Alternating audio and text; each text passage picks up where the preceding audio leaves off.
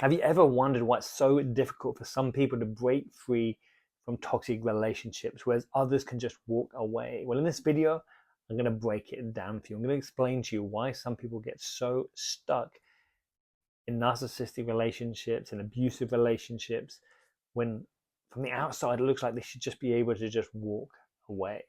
Now, what we're dealing with is a thing called trauma bond. And I'm going to break down exactly what a trauma bond is and why it's so difficult to break away from.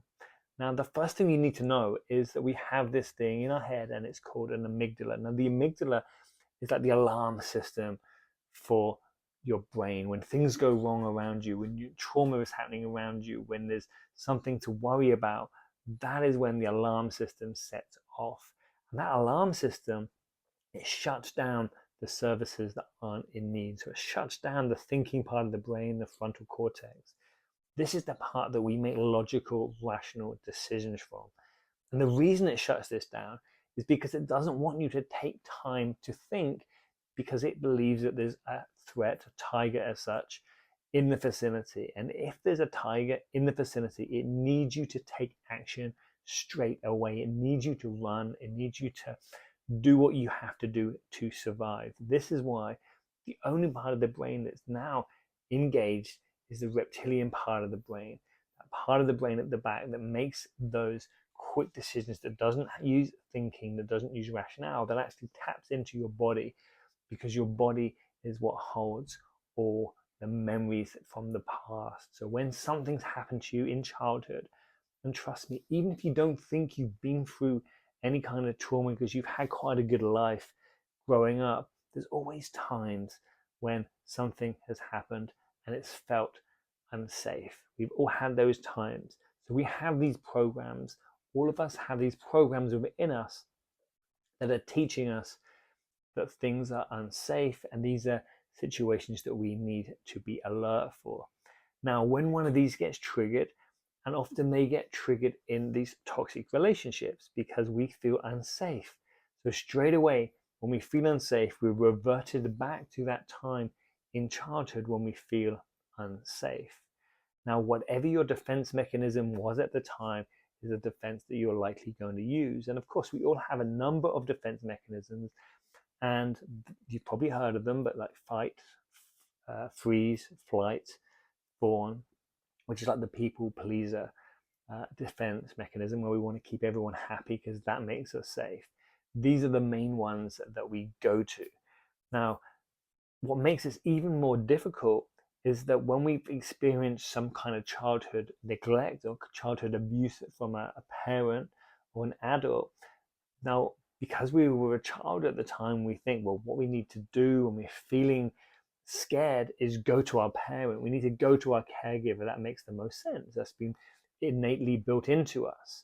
When we're feeling that fear, and yet that fear is coming from the one that we want to go to, now we're confused. Now we freeze because now we feel the fear, but we don't know who to go to. We just stay stuck. We isolate. And the same thing happens in relationships as we've moved on in our future when we're now adults. And again, our loved one is abusing us, and we think, well, that's the person I should go to.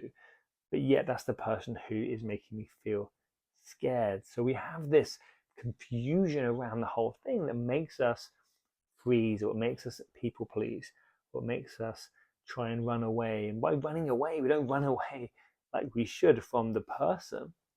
We run away by burying ourselves in our work, or burying ourselves in drugs or drink or alcohol. We find a way to hide from the problem, because we find that that's what's going to keep us safe if we're not seen, because we fear that obviously we're with the danger, we're with the monster, we're with the abuser. If the abuser sees us trying to get away from them, that's only going to put us into more danger. So we end up staying. But that's number one, right? That's way number one, that we stay. The reason we say number one, but the reason we say number two is because the narcissist or the abuser, they use what's called intermittent reinforcement. Now, this is exactly the same as you get when you go to the casino, you're in Vegas and you're putting your money into the slots. And every time you hit that button, you're thinking, yes, I might get a reward, I might get something, I might get a feel good. So you've got that hope, right? You're feeling like, we're optimistic naturally. So we're feeling this might be good, I might get something good. And the reason you feel like you might is because not only have you seen other people win, but when you first met this person, they were showering you with gifts, they were showering you with love, they were love bombing you, they were giving you everything you want, they were telling you all these fantasies. So you know that it is possible. They've proven that it's possible. So you're going, I've invested so much in this. I've invested so much time, so much energy. I just keep putting my money in. I just keep giving them my time. I keep making them happy. I don't question them anymore. I do everything that they want. So you're thinking, and this is the sunk cost and fallacy. You're thinking, well, if I leave now, I've thrown everything away. I've invested all this time, energy, resources into this person, and yet the next person's going to come along and get it if I leave the casino now, because you know that it pays out eventually. And that's what they do. That's what keeps you bonded. If they never paid out, if they never now and again gave you those little crumbs, if they never gave you those little rewards, or now and again said something nice, or just did something that wasn't abusive, you're now thinking, there you go. You see, I just need to do more of whatever I did. I just need to press the button in the way I press the button. I need to make them happier. This is why we get stuck. You see, it's so easy for people on the outside to look in and say, well, it's so easy to move. But what you've got to remember is that part of your brain that making rational decisions is offline. So the core message that I need to let you know, right, is to get that back online, is to make yourself feel safe. Because when you're not in a survival response, when you're not acting from the reptilian brain and you're acting from the core frontal cortex, that is when you can now start making rational decisions. And if you want help with this, then please get in contact. I'm going to help you through with some of my other videos. I'm going to send you some free information to help you to start to bring that back online, because that is the most powerful thing you can do. Start to bring that frontal cortex back online, start to give yourself that feeling of safety, letting go of the trauma, work with a trauma therapist.